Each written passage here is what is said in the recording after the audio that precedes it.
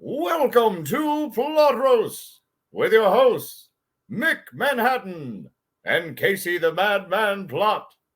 We're a couple of friends, watch some movies, and tell some jokes about them. Thanks for joining, and now your host. So, Casey, this is my third time seeing Halloween Kills. It is.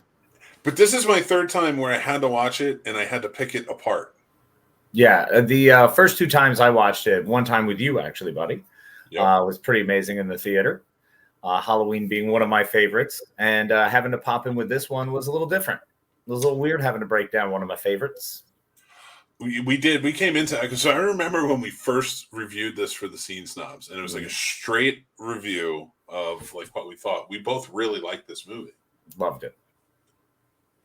And it was, so now that we're doing it for Plot Roast, which is a completely different entity, where we have to look at it with more of an absurd lens.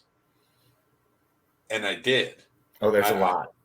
I sat down with this movie after Tim had recommended it. Tim being one of our Patreons, of course. All of our Patreons recommend the movies that we watch for Plot Roast. But when he recommended this, I was like, well, I really like this movie.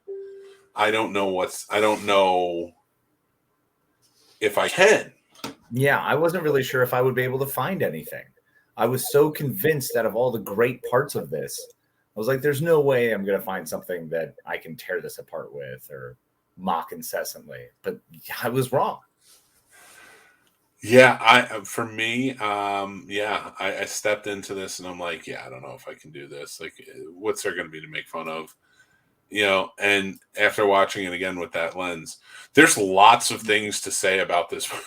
Oh, there are many messages here. I agree with almost none of them. This movie starts off just bonkers. It's definitely something. That's the thing. There's so much to it that I'm like, wow, this is pretty bonkers. But then it immediately cuts back to, which I thought was really one of my favorite parts of this movie, was when they jump back to the 1978 scenes. Yeah. And the way the director filmed this definitely made it look like the 78 version. Mm-hmm. But I like how they're really trying to make Lonnie, who is the shithead kid from the original Halloween, they're trying to give him sympathy. It's ridiculous. They're trying to give the kid sympathy where you see him. Yeah, cowering before Michael Myers, the shape. I was steadily approaching him. But and he was getting bullied too. The McNally kids. Yeah, I know. There's so many already setting the standard for how much bullying happens in here in Haddonfield. It's not a great place. No, like Haddonfield is a problem. The kids are jerks. Further proof that in 1978, all these kids were super jerks. Yeah. And they grew up to be hardcore mob mentality rally. Alcoholics who all want to join mobs and go, monster hunting. Which is the best part. Like, again, no, but when the look came about for the 78, it looked awesome. I like the Jim Cummings, who I like as an actor. He's done a lot of fun movies. Plays like the cop who gets killed. Mm-hmm. Who's with the young. Yeah. Yeah, shot in the throat. Which also, by the way, nobody needs guns in Haddonfield. Not a single person needs a gun because nobody can shoot. The fire department shows up. One guy falls through into the basement. Which I love that backdraft moment. Oh my God, right? At least they're wearing masks, and backdraft that always drove me nuts. I could pick that movie apart for days. But first of all, he fell straight down onto his Scott pack, back broken. That's just it. It's back broken. Yep. His alarm's going off, and nobody heard it. I'm not even going to pick this apart as to what's real and what's not. But Michael Myers finds this out. He gets out, and he massacres. In fact, the guy I think who fell got it the easiest. Well, I don't know, because he got like a couple smashes. The guy who got pulled down, maybe not so much either. That probably wasn't. All right, that's fair. He did. But then, I don't know, man. When he's standing at the front door, as he's now walked out and exits the house, and all the firefighters figure out what's going on, and they kind of start grabbing their stuff, and it's now Michael Myers versus firefighters. Well, this is what cracks me up. They spray him with the hose. Look at this hose and how it's so flimsy. Like, what fire are you putting weapon. out? Like, why did you turn it off? Is the truck off? Is the pump off? What's going on?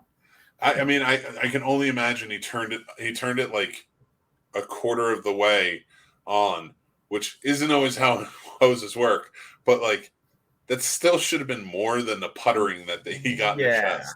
Yeah, I don't like it. So that's how Michael Myers survives, with a couple of little burns on his mask, and he's ready to get hosed off. So he's now cool and relaxed, and he's murdered, so he's recharged. Yeah.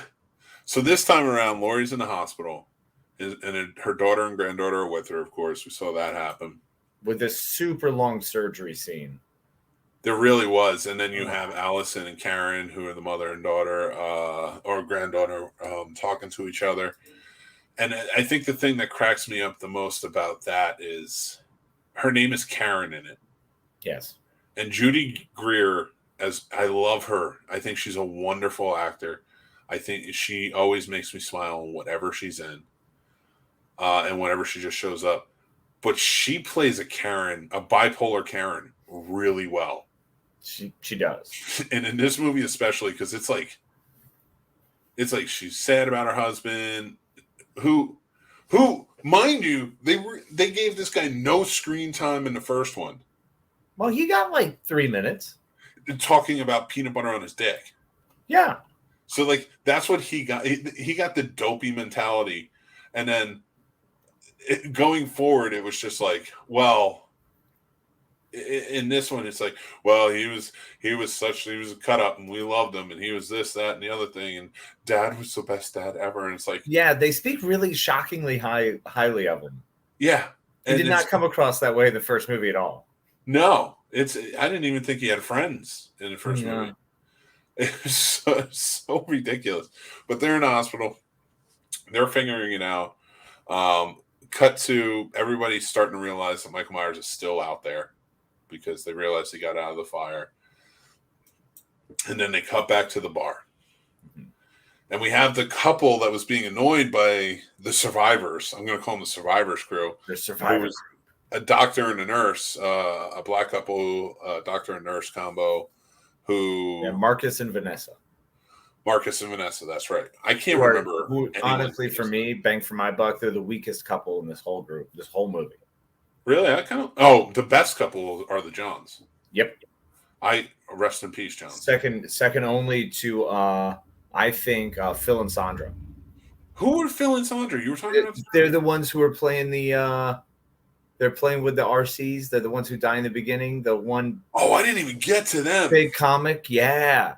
Oh my God, the drones! I call them the old drones because they're playing with the drones. I love them, dude. They're life goals. That's relationship goals right there.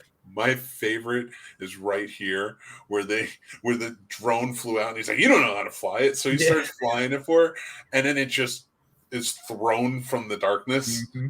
And he's just like, what the fuck? What's that? It's so funny. But that the idea of them just being up late, dicking around, having some dinner, and then drinking wine and having Cheez-Its was a great line. I was like, that's beautiful. That's what I want. I like how your notes, because I did take notes. I have notes. But my notes consist of survivor team, husband and wife, nurse and doctor, and not Phil and Sandra. I called them old drone couple. Old drone couple is way better. I like old drone couple more. Cowboy sheriff. Which one? Oh, cowboy sheriff that no one listens to? That no one listens to.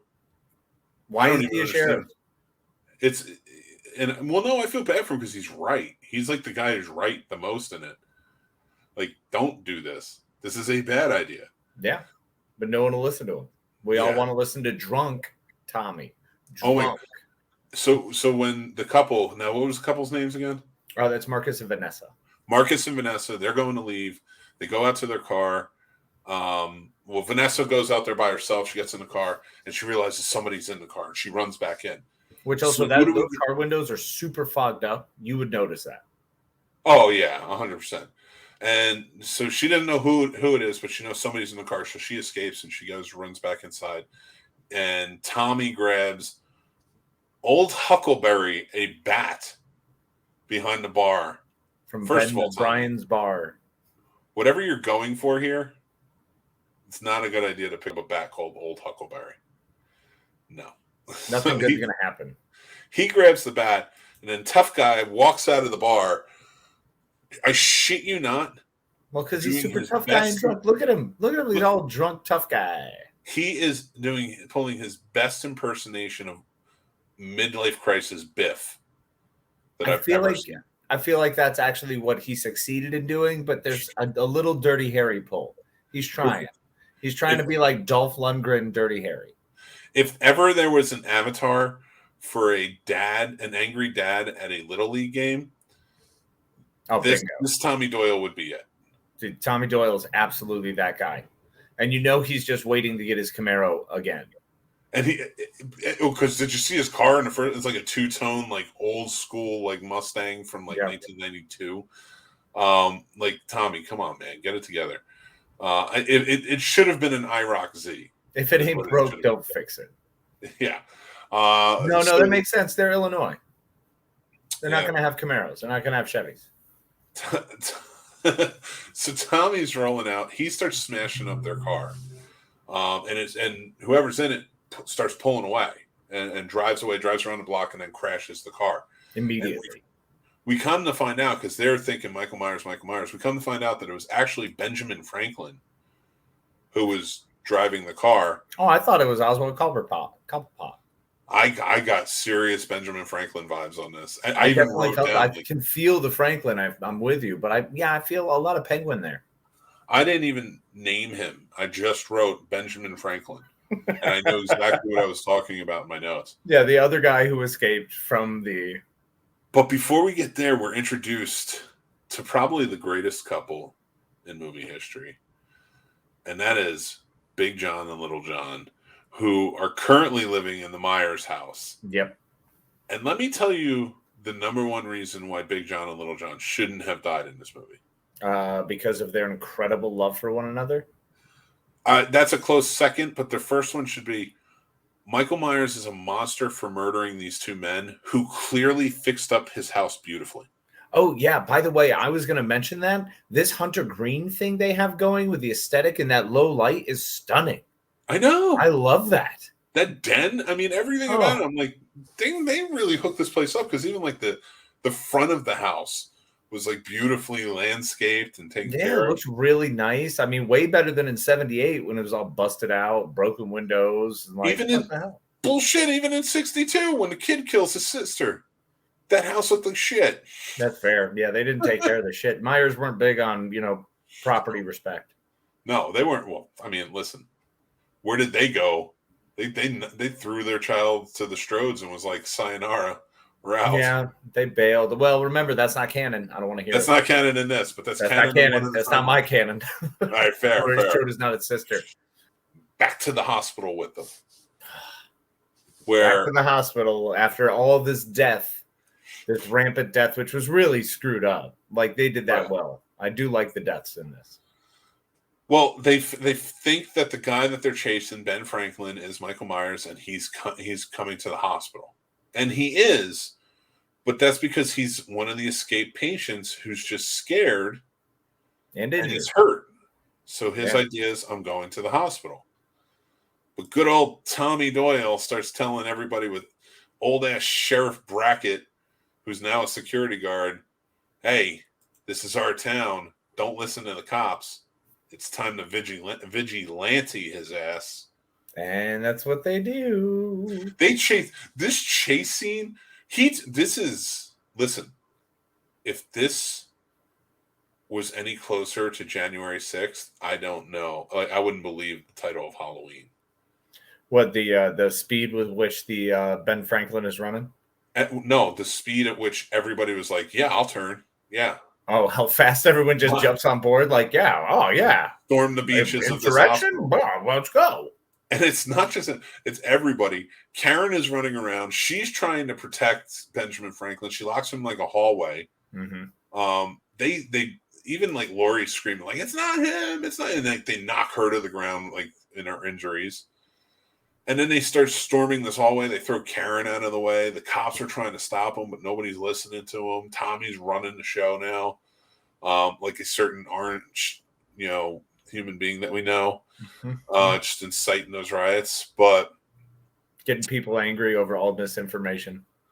So this poor guy, Benjamin Franklin, who is clearly not Michael Myers. I mean, obviously, he's like 5'3", and he's not moving like him. No, he's running. He's running from them in a white outfit. Like, that's not Michael Myers, you idiot. This is why there's stolen valor survivor bullshit that I was talking about earlier pisses me off. Because it's like, you didn't fucking know anything, dummy. Sorry, Tommy, you don't know shit. Because if you knew anything, you would know that wasn't him. Yeah, you would be able to see it and go, that's definitely not Michael Myers.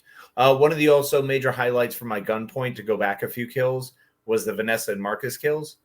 When Vanessa's shooting throwing the gun in front of her, and all he does is kick the door, the gun pops off right into her face. Once again, proving, don't try to shoot Michael Myers. You'll only miss everything or shoot yourself. These are like future stormtroopers here. Oh, absolutely. That's exactly what I thought of. I was like, what is happening? This would totally make sense as to why you don't need guns. Not everybody needs a gun when your shooting is like that. Where did they create stormtroopers? In Haddonfield, Illinois. Haddonfield, Illinois. Oh, my God. But when poor Ben Franklin is going, here's what cracked me up. This doctor is just screaming in rage and trying to break down the window to the door he's in. He just completely throws out the Hippocratic Oath, and he's like, "I'm going to take this motherfucker. Do no harm, my ass." And then, do you notice that later in the at the end, he's back just doing doctor shit? He is. He's smashing it and screaming. It's so much so it gave, because then at one point he picks up a wheelchair and tries to throw it through the window. Yep. That this poor Benjamin Franklin looking motherfucker grabs a fire hydrant and just smashes a window and jumps out of the window. He kills himself because he's terrified. And what a freaking death, man! They showed all that. Ooh, yeah. And then, but I like how it makes you feel like, oh man, everybody came to their senses. Nope, this is reality. Yeah, this is reality because we've seen it happen in real life. They didn't come to their senses. Now, Karen is pissed off, and she decides, hey, let's lure this motherfucker out. And the sheriff is done, by the way. The sheriff is checked out. He's sitting on the stairwell just crying. He at one point took his hat off and threw it. Yep. And then at the end of it, he's just sitting on the stairs. They're not looking for Michael anymore. They quit. They're done. They're like, well, get Hawkins back. When he feels better, he can take over. Oh, at the end, Karen does. Yeah, because Karen goes in. She didn't save anybody but her daughter. And that's barely. She got there late. Yeah, real late. Hits him with the pitchfork, takes off his mask. It's the whole thing is, she starts to fight. She goes for it. She gets his mask off. She's taunting him. Michael gets up, chases her down a few alleys. With his weird, deformed face that you can kind of see from parts and angles, which was cool. Now, was that Nick Castle who was standing for that? Yeah, anytime Nick Castle, anytime it's Nick Castle with the mask off. It's Mike Myers with the mask off, it's Nick Castle. That's right. So she finally gets to 1 Street, and her trap is sprung, the one she made with Tommy Doyle, and the whole town. Here they go. Teeing off on Evil Dies Tonight. You got with weird cheetah guy who still can't shoot. Dude, there's so many people dressed in pajamas in this. I wonder what, there's no way the casting casting director was like, listen, we need extras, show up in pajamas. That was just townspeople. And they were like, listen, we're shooting in North Carolina. Just, show up. We need people who will be extras in this mob scene. And people just rolled up in their pajamas. That's what happened. I do not believe anything else. I completely believe your story, and I think that's 100% the truth. Yeah, people just straight up rolled up and that's what I would have done. I would have had a dragon onesie on that motherfucker. You kidding me? I would have been up there with the wings and everything. Yeah. There was one woman who was holding a shovel in this scene, and she is straight up wearing plaid, like pajama bottoms, slippers, and like a hoodie. And I think she even had like a cigarette in her hand at one point. And I was just like, Roseanne Arnold? And here's my question. If you're in Illinois and a lot of people are rolling around and you got Tommy Doyle coming by going, hey, I need good people to get their hands dirty. Who in the fuck is showing up with a 4x4 piece of wood to fight Michael Myers? Everyone This grabbed is with the gun. insane. This is the worst mob ever. This is legitimately the Frankenstein mob. I mean, the whole allegory of the Frankenstein mob really was what came in here strong, because you could tell but less torches. Well, you could tell like that's what he was going for with it, right. Was this is what happens when the mob goes after the wrong monster. Mm-hmm. And now they're finally here for the right monster. Or is it? Because they beat the crap out of him. And then, classic stabby, just hit him a bunch and he stops moving. Oh, he's done. Like, they beat the crap out of him. Oh, yeah, of course. But then, of course, in true voiceover fashion, you got Gloria saying, evil never dies. And then he gets up and slaughters everyone. Talking about how the more he kills, the more he can feed on, the more fear he can feed on, and how he feeds on that fear and how he can never die as long as fear exists. Ooh. And they play it up big time, because he starts killing like the first couple of people, and more people step back, and like it gives them that hesitation to kill them, and they even kill Tommy Doyle, which is finally like, I know some child out there who was Tommy Doyle's son is probably extremely happy at the moment. Thank you so much, sir, for my Christmas present. Lindsay comes home and is like, your father was murdered. Oh, thank God. Woo! Oh, wait, are you sure? Because I've been really praying for this. It's just he's like, he immediately gets inside of it. Oh, thank you, Michael Myers. Thank you. My birthday parties will be so much more pleasant now. He won't be keeping my cake over. Michael Myers. I just imagine Tommy Doyle for every holiday that his son is trying to enjoy, he like kicks over a table or punches presents across the room at Christmas. There's something wrong everywhere. Because it's not Halloween. He literally walks in and like smashes the cake. Like, boy, you learn this cake. Like he's taking bites of it with his Pabst Blue Ribbon in his real good cake. Maybe if you lost some weight, you little porker, you'd be able to have some. Knocks him over in his chair. Like that's the terrible. Like I see it in him. And Anthony Michael Hall plays it like that. That's the way he comes across. He's not likable. He's not likable at all in this movie. And I'm just like, poor Tommy Doyle, who really didn't have much going for him in the first place. Like, at least when Paul Rudd played him in his timeline, he was just weird. Like, he just ended up being weird. This guy just ended up being like a disgruntled, drunken mess. Yeah. I like Paul Rudd's timeline more as Tommy Doyle. Because this Tommy Doyle was very rude, very problematic, just kind of a jerk. And he was high and mighty up there. High and mighty for giving his speech about how they're the survivors of the Haddonfield Boogeyman. Like, come on, dude. She told you to go outside and go down the street. You saw one shape in the shadows and you ran. She literally, like, he opened the door, she turns around and slams it, grabs him, and throws him in the back. She's like, go upstairs and go hide. And she married his biggest enabler in Lindsay. He married his biggest enabler because, she was just like, I was there that night.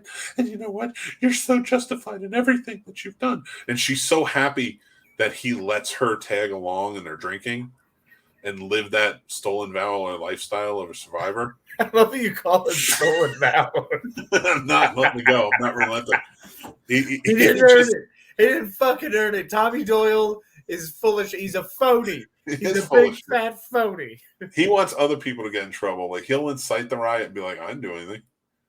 Like some other people, Yeah, but he'll do somebody to match and say you throw it. And then his poor kid is sitting at home like, will I ever have a birthday? God forbid they had a kid who was born on like October 30th. Oh my God, it's like, that's our drinking night. Yeah, The whole week is our drinking week. The whole week. Well, I'm pretty sure with Tommy Doyle, every week is drinking week. Every week is drinking week with Tommy Doyle. I'd hate to see his kid. Like, he probably, those kids are a mess. Those kids are just a complete and utter mess. And because they definitely have them, I guarantee it. And I hope they show it in the third one. Like, Lindsay's at home with like her two kids who are just straight up relieved that dad's dead. Oh my God! What if he didn't die? What if he comes back in the next one and he's just like fucked up? So now he's just like at home, and like I don't know. Did he? Oh no, because he just got like the slice, and then they just showed his face red, right? I don't. It was the stylized Suspiria kill. I adopt the suspicions that if you don't see the person like completely mangled dead, they don't have to be dead. That's fair. Even not like Big Joe. Yeah, definitely. Yeah, poor Johns, man. So it ends. The whole movie ends with Michael Myers staring out a window, and then it cuts to Laurie Strode staring out of a window. Yeah, because Laurie Strode then is on the phone because she tries calling, and it shows Karen's phone ringing. And it shows Laurie on the other end, and the phone gets picked up, and it's Mike Myers breathing, and she goes, "I'm coming, Michael." Yep. And then she just grabs the knife, and it's her walking down the hall. It's pretty cool. Look, I'm excited because I'm ready for this to end now. It's a good ending, and that's why I thought it was a good sequel to a trilogy. Mm-hmm. So the first sequel to a trilogy. So overall, I did like the movie. Mm-hmm. I still enjoy it. I think when people pick this apart and they're like, I can't believe it's like this, I'm like, yeah, but I mean, Jason went to space. We accepted a lot of shit in horror movies. Yeah. We can't accept this. Like, we can't just let this one be. Yeah, out of all the suspension of disbelief I've done in my entertainment life, I can say that this one was not a huge stretch and was more than enough for me to enjoy. Yeah. And like most of these Halloween movies, which are my favorite horror franchise, it was spot on. It was great. Laurie Strode killed it. Everybody killed it and did a great job. And I can't wait to see where they go with the next one. But to tear it down and to do what we've done here tonight was really easy because it's not really the best. It has its moments, dude. It has its moments where, like, again, some of these character choices were like Tommy Doyle is straight up a kid beater. That's who he is. Tommy Doyle is problematic on many levels. Okay, all these guys are. I mean, they're all drunks, so obviously there's not much going on. It's not like anybody's really, Haddonfield wasn't on the up and up. Like even Marion Chambers, who's not from Haddonfield, right? Because she was from a town over or something. She was a nurse at Smith's Grove. That was it. She wasn't even from Haddonfield. And they did this in H2O as well with the same actress. Mm-hmm. They come in and like for her to be like, "This is for Dr. Loomis." Why do you give a shit? You met him one night 40 years ago.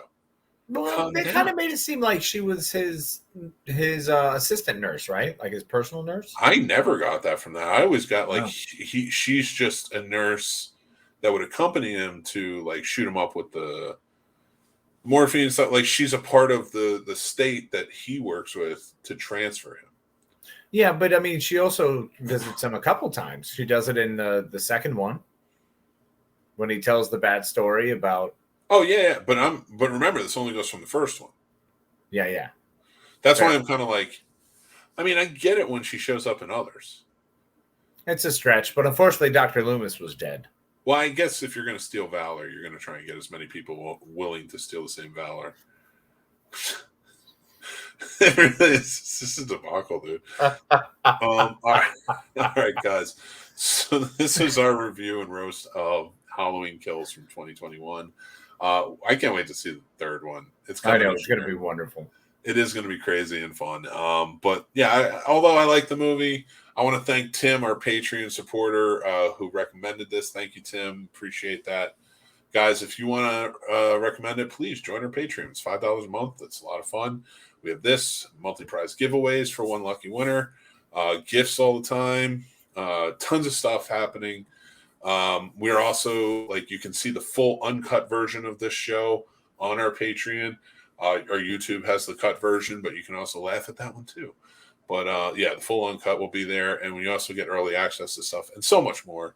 Join that. Also join our Discord. It's the Snobs Nation's Discord. You can go check it out. Just go to thescenesnobs.com. Has links to everything and more. Casey, man, thanks for joining in on Plot Roast, another episode. Our next episode was given to us by Paul, our other Patreon supporter, and that is The Stupids. We will be watching The Stupids. I've never seen it, so I'm anxious to see what this is all about. All right. So it's good that we both can destroy that we've never seen. I know. I'm excited for that. But until next time, Casey, take it away, sir. Thank you so much for joining us today, whether it be morning, afternoon, evening, or good night. Whatever way we're sending you off today, I hope you had a great one, and I hope we gave you a little couple chuckles along your way. Thank you very much. As always, from my friend Mick, it is a pleasure doing this with you, and there's no one else I'd rather do it with, and no one else would put up with me. So I love you, buddy. I love everyone out there. Be kind to yourselves. Be kind to each other. Couldn't have said it better myself, so I'm not gonna. Thanks for watching and listening, everybody. I'm the Scene Snob, Mick Manhattan. You can check out the Scene Snobs Podcast live every Tuesday at 9 p.m. Eastern on our YouTube channel or all podcast platforms afterwards. Also on our YouTube channel, you can check out great shows like Real Combat, the ultimate debate show for movie lovers, mixed movie picks with new recommendations every week, Geek Fest live every Sunday night, and new movie reviews and news all the time. Like and subscribe, then hit the notification bell so you know when all of our new episodes drop. Thank you so much to all of our amazing Patreon supporters, with whom this would not be possible. They help keep the lights on and support us in such big ways. If you would like to become a supporter on our Patreon and take advantage of all the perks like monthly giveaways, early access, and so much more, head on over to the Scene Snobs Patreon page and just sign up on one of our 2 tiers. Join our awesome community of geeks, movie lovers, and so much more, and join up on our Discord. The Scene Snobs Discord is now live, and you can head over to thescenesnobs.com for links to there and more. The Scene Snobs merch store is now open with original fun designs that are available on all different types of merch and apparel. Check out thescenesnobsmerch.com. Make sure you like, follow, and subscribe to all of our social media accounts like TikTok, Twitter, Instagram, Facebook, and so many more. We have fun updates, topics, we talk about collectibles, and so much more on there. It's a great time. You can find all of our links to everything on thescenesnobs.com or on our link tree, which are down in the descriptions below. Thanks again, everyone. Stay tuned and stay geeky.